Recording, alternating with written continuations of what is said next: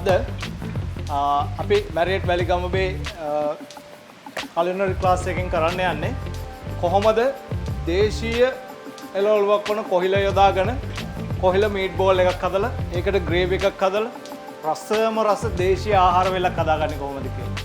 ඉතින් මේකට මගෙත් එක්ක මගේ ශ්‍රී ලංකන් section එකේ supervisor නැත්තම් CDP කියලා කියනවා අපි culinary language එකකින් සම්පත් මගෙත් එක්ක join වෙලා ඉන්නවා. සම්පත් අපි පෙන්නමු අපි මම ඉස්සෙල්ලා ingredients ටික හඳුන්වලා දෙන්නම්. අපි පෙන්නමු කොහොමද මේක හදන්නේ කියලා. මුලින්ම මේකට කොහිලා අවශ්‍ය වෙනවා. කොහිල මෙන්න මේ විදිහට ස්ලයිස් කරලා ඔයාලට පුළුවන් මේ වගේ වංගෙඩියක දාලා කොටා ගන්න.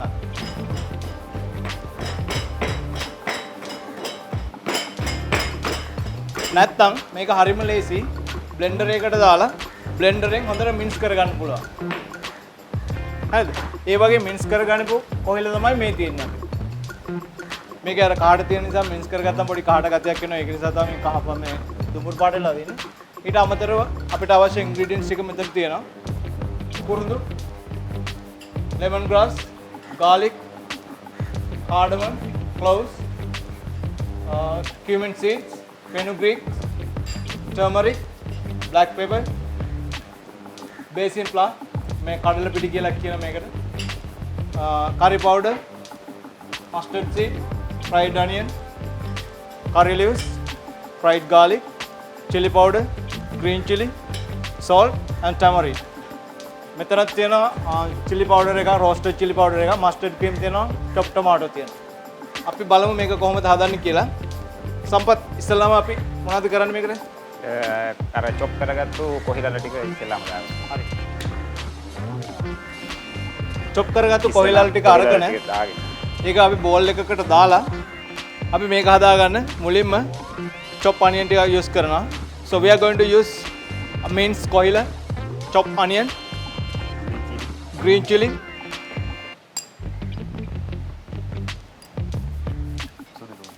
fried garlic, some basil flour,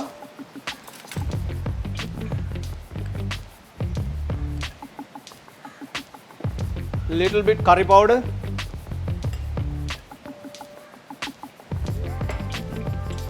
turmeric, give you nice color and very attractive color as well as flavor, and salt.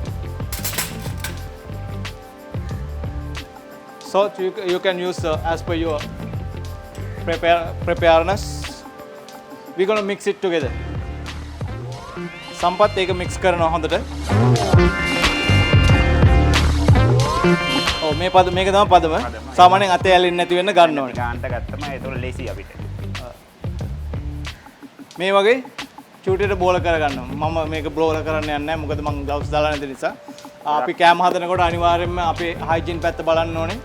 ලෝකේ තියෙන හයිජීන් ප්‍රැක්ටිස් හොඳටම කරන හොටෙල් චේන් එකක් තමයි මැරියට් කියන්නේ. ඒක නිසා අපි ඒ සෞඛ්‍ය ආරක්ෂිත විදිහට හදාගන්නපු බෝල ටික මේ වගේ ප්ලේට් එකකට තියාගන්නවා. ඒකෙත් කියන්න ඕනේ මේ ලොකුවට සාදා ගන්න එපා කියලා. මේ ඇතුළ කුක් වෙන්නේ නැහැ නේ නැත්තම්. ඔව් මේක ගොඩක් ලොකුට හැදුවොත් ඇතුළ අපිට කුක් කරගන්න බැරි වෙනවා. එළියෙන් හර වෙනවා ඇතුළ අමු වෙනවා. එතකොට කොයිල කොහොමද අමුෙන් කන්න බෑ. හොඳට ෆ්‍රයි වෙන්න ඕන. හොඳට කුක් වෙන්න ඕන. ඒක නිසා මේක යම් කිසි ප්‍රමාණයකට චූටියට බෝල හදාගන්න. ගොඩක් ලොකු කරගන්න එපා. දැන් අපි මේක බදින්න යන්නේ. ගැඹුරු තෙලේ බදින්න ඕනේ. මේකට ඇත්තටම අපි පාවිච්චි කරන්නේ virgin coconut oil. ලංකාවේ හදපු ඉතාම දේශීයව නිෂ්පාදනය කරපු ඉතාම පිරිසිදු පොල් තෙල්. පිරිසිදු පොල් තෙල්. ඉතින් පොල් තෙල් එකේ බැද්දාම කොහොමත් කෑම රසයි. දේශීය පොල් තෙල් වල බැද්දාම. අපි මේක බැද ගන්න යනවා. බදින්න මේක විනාඩි 5ක් 6ක් අතර ප්‍රමාණයක් යනවා කාලය. බැද ගන්න. සම්පත් ඒක බදිනවා දැන්.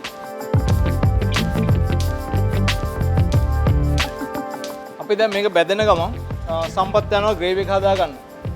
ග්‍රේවි එක හදා ගන්න මුලින්ම කරන්නේ පොල් තෙල් ටිකක් දා ගන්නවා. පිරිසිදු පොල් තෙල්. පිරිසිදු පොල් තෙල් ටිකක් දාලා ඒක හොඳින් රත් වෙන්න හරි. තෙල් ටික රත් වුණාට පස්සේදී අපි මේකට දානවා අබ ඇට ටිකක්. අබ ටිකක් එකතු කර ගන්නවා. අබ ටික තෙල් ටික රත් වෙන්න ඕනේ අනිවාර්යයෙන්ම අබ ටික එකතු කරනකොට මොකද එතකොට තමයි අබ එක පුපුරලා ඒකේ තියෙන ෆ්ලේවර් එක ඔයිල් එකට එන්හෑන්ස් කරගන්න. ඇදගන්න. ඇබ්සෝබ් කරගන්න. එතකොට ඒ ෆ්ලේවර් එක කෑමත් එක්ක මික්ස් වෙනවා. ඒක හරි රසයි. ඊට පස්සේ මොනවද දාන්නේ සප්පයි? සූදුරු. මේකට එකතු කරාස චෙප් සූදුරු ටික. එන සහලයට දෙයක් විතර වගේ. එන සාල් ටිකක් එකතු කරගන්නවා.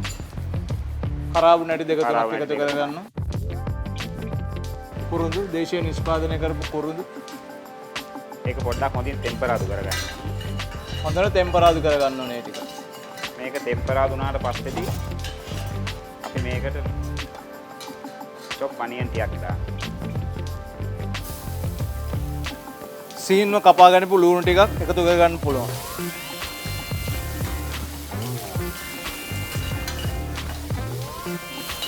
ලුණු ටික දාලා ඒක golden brown වෙනකම් බෙද ගන්න ඕන right? ඔව් මේක හොඳට රන්වන් පාට වෙනකම් බෙදගෙන ඊට පස්සේ මේකට එකතු කරන්න ඕන සුදුරු කියන්නේ. So then we can add some fresh garlic. We are using two kind of garlic here actually. One fried garlic, one chopped garlic.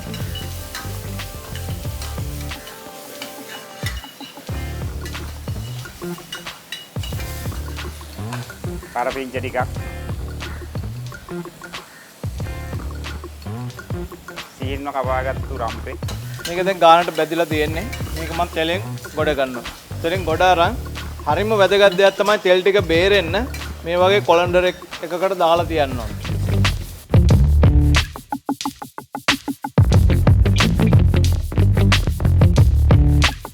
ලුණු ටික හොඳින් ටෙම්පරාදු වුණාට පස්සේ මේ ගානට වගේ මේකට අපි එකතු කරනවා තක්කාලි. තක්කාලි ටික. තක්කාලි ටික එකතු කරාම වෙන්නේ තක්කාලි වල වතුර ගතිය තියෙනවා. ඒ වගේම තක්කාලි වල හොඳ ෆ්ලේවර් එකක් තියෙනවා. ලුණුත් එක්ක ඒක එකතු වෙලා හරි රස මික්ස් එකක් හැදෙනවා මේක ඩිෂ් එකේ.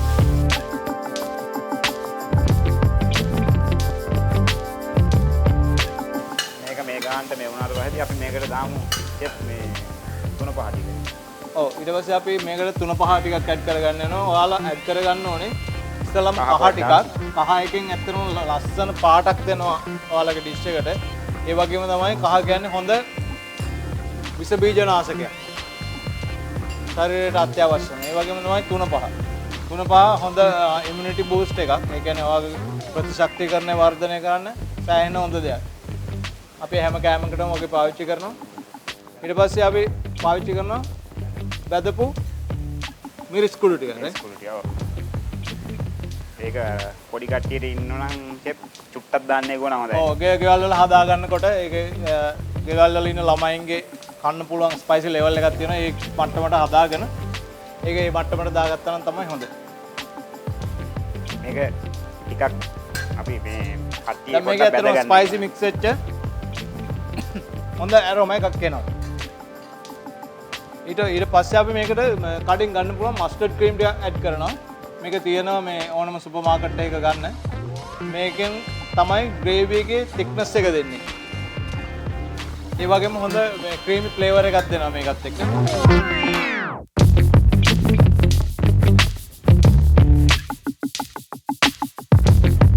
ඊට පස්සේ අපි මේකට එකතු කරන්න යනවා පොල් කිරි. පොල් කිරි ටික. මේක මිටි කිරි ඇත්තටම.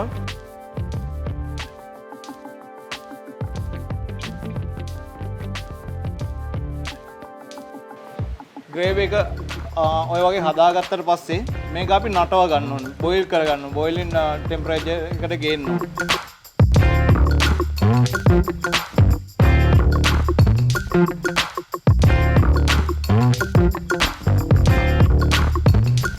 මේක මෙහෙම නටාගත්තට පස්සේ අර බැදගත්තු මීට් බෝල් එක දාන්න. මම එකතු කරන්නයි. හොඳයි. දැන් මේක නටනවා මේ පේනවා ඔයාලට. මේකට අපි මේ මීට් බෝල් ටික එකතු කරගන්න පුළුවන්.